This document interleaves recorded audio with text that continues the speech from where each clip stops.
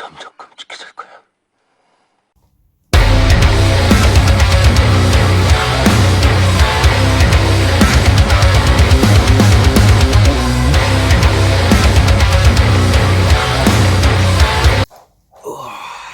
How's it going, folks? You alright? Steve, Noise. I'm back with Horror Noise. Apologies for the hiatus. Is that the word?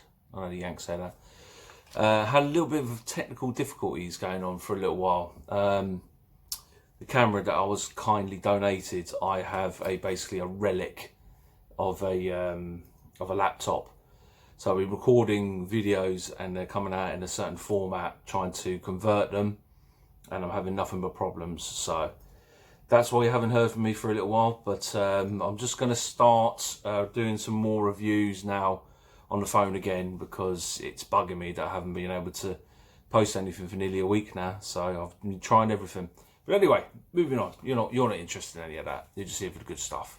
And hopefully I'm here to give it to you. So, I Saw the Devil. I Saw the Devil. Wow. A little bit like Hereditary. This is something to get very excited about. I love this film. Oh my God, it's so fucking violent. It's so brutal. It's just so smash mouth. It's in your face. I absolutely fucking love it. As you saw briefly from that clip I just posted before this. I'm getting a bit clever now with the editing. Getting scripts of it now. I Saw the Devil, 2010, South Korean. It is a horror. Large parts it probably looks more like a crime sort of drama, thriller, revenge. But trust me, it's a horror. It's a horror. The first sort of maybe you get some first early sort of nastiness. And then it goes into the sort of crime drama. But believe me when I say this is a horror and it's fucking brutal. So after years of watching nothing but, American horrors, I started to get a bit bored. I started to get a bit tedious of it. I've already done, obviously, a review of Martyrs. So I got into the French horrors. Got into Spanish, with Wreck. Got into even the Germans with that Goodnight Mummy, which was absolutely fucking amazing. The Austrian film, Funny Games. But I don't know what it is about South Korean horrors, or South Korean just movie making in general. Their storytelling and the way that they just character build are just second to none. They are fucking light years ahead of Hollywood, I think I've said it in a previous video. When was the last time you cared about any of the characters in a Hollywood flick? It's exactly what I Saw the Devil did. Last Train to Busan was probably the one where they made you invest and care about the characters the most. You obviously had Parasite, which just won an Oscar for Best Picture, the first foreign film ever to win it. So what does that say about South Korean horrors or movie making? You've got other classics like The Host, The Wailing, Tale of Two Sisters, and Old Boy. I mean, Old Boy that's a cinema classic. That's in like most people's probably top 5 who's into anything to do with foreign filming. So for me to say that I Saw the Devil is the best South Korean film I've ever seen, that's quite an achievement, and I say it happily, hands down. Fantastic. So getting into it, it's directed by Kim Ji-woon, who also directed Tale of Two Sisters, which I mentioned a minute ago. That is absolutely fantastic. It sort of starts out like a sort of, your typical ghost story. Then gets a bit weird and has the most unbelievable ending at the end. You're like, so a fantastic director. The characters in it. So you have a character called Kim Song-hyun, who's played by actor Lee Byung-hun. And you've got the villain, which is Kyung Min-sik. That's the character played by Chun Min-sik, who was the main protagonist in Old Boy. And my God, does he have such presence, such amazing presence in this film. Even though he's the villain and he's sadistic and he does some horrible, nasty, fucked up shit, butchers people. I don't want to give too much away, but attempts to rape numerous women in it. He's a cold-blooded, horrible psychopath. and yet his presence and the way that he acts, it almost makes you root for him a little bit. Absolutely fantastic actor, that Chun Min-suk. Didn't know much about Lung Bi-hun. He's the sort of the main protagonist in it. Although, as with South Korean films, they do that, don't they? Even though you've got the sort of the good guy and you have the villain, Hollywood would just show it through the eyes of the good guy all the time.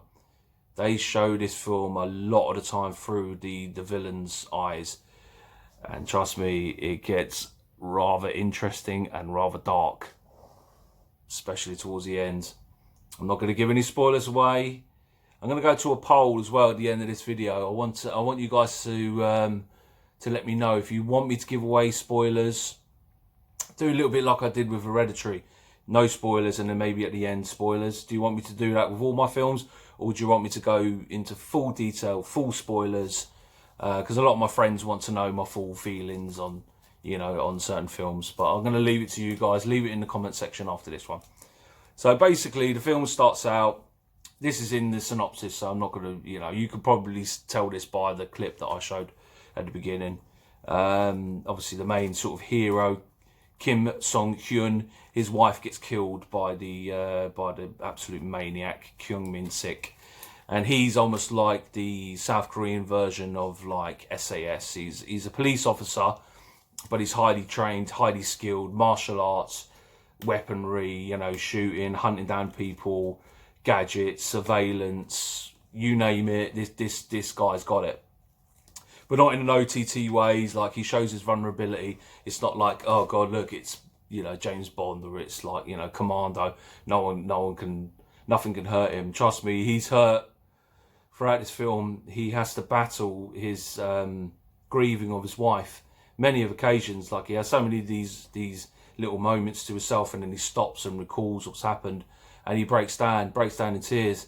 This is not what sort of Hollywood muscle bound, or these big horrors, these big heroes will show you. He is vulnerable and he is feeling it. So he's basically it starts out with a revenge sort of plot. He needs to hunt down this killer who's killed his wife, and he goes through a number of suspects. They have like some five lead suspects, and he ends up going through like 2 or 3 of them, and then he finally hunts down the main villain.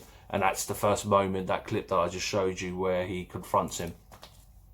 Now, rather than just killing him on the spot, which I think probably 99.9% of us would do, he plots something else, which you saw obviously in the clip with what he said.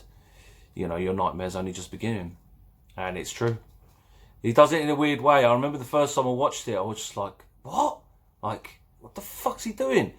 He would basically maim him in some horrible way. It would do something to him to hurt him and to leave him, in some kind of absolute agony, broken bones, broken limbs, cut, slashed, whatever. But every time he does it, he leaves him in a pool of his own blood, completely knocked out, and leaves him money and just says, go on in, go about and do what you do. And in the minute he's about to do something else, the main hero will bust in and fuck him all up all over again, and then do numerous things to him. And it just becomes some unbelievable sort of cat and mouse game, where obviously the hero has the upper hand throughout. But not giving too much away, let's just say that the main villain gets his revenge almost on the good guy, and he gets the upper hand. And I'm not going to give too much away, but it spirals into just absolute lunacy and just horrific fucking events. And the main villain, again, he ends up meeting up with some of his criminal sort of friends, let's say, and that's where the film takes a huge horror upturn. Some people may look at it and say a downturn, but for me and you beautiful people and all us horror fans up there, that scene, if you've seen the film, you know what I'm talking about, when he goes back to someone's house and then the gore and the violence just goes into fucking overdrive. And then we have, no spoilers, an absolutely fucking glorious ending, given everything that's happened to the main sort of hero in it. And it's just, like I said, that any film like this, Taken, and any of those kind of films, you always see it through the hero's eyes. This film, numerous times, it will show you through the villain's eyes as well, and what he's going through, him waking up, his worries, his paranoia, his concerns, his anxieties. And it's just South Korean filmmaking done to a T. It is absolutely fucking impeccable. And bar maybe the recent Joker film, I can't remember Hollywood releasing anything as raw and as gritty and as just, again, smash mouth. I mean, this isn't your typical sort of horror as in there's an entity coming to get you, or, you know, it's a monster in the closet or it's supernatural. But this is a serial killer who will basically go to any lengths, go to any means necessary in order to get away and in order to fucking hurt you and your family. And it's just brutal. Oh God, I so want to give so much away. There's so many scenes in this film that was just like, it was just, yeah, brilliant. Anyway, I'm blabbering on.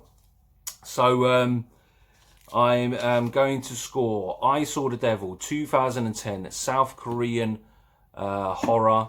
I am going to give it a 9 out of 10. A noise 9 out of 10. It is easily the best South Korean movie I've ever seen. It's probably the best foreign horror I've ever seen. I believe so. And yeah, it's a must. It must be on all of your lists. If you haven't seen it, if you're not into foreign horrors or subtitle films, whatever, please just give this a chance. Try to get past all of those, those little stumbling blocks. I'm not sure if I'll be into it. You trust me, this film you'll absolutely fucking love it. And it's 2.5 hours long as well. And that shows you, again, not a flash in the pan, not a Hollywood, Taken and just in and out, and the hero kills everyone, and it's got so many levels to it. It's so much deeper than just a basic revenge film. And like I said, it goes from crime, revenge into some mental horror aspects. But anyway, I'm blabbering on. So this is Steve Noise. This is Horror Noise.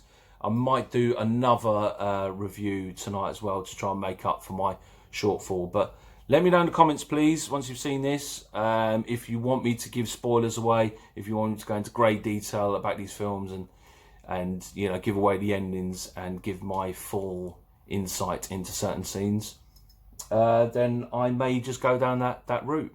All right, nice one, folks, and thanks for staying tuned, and I'll see you soon. Much love.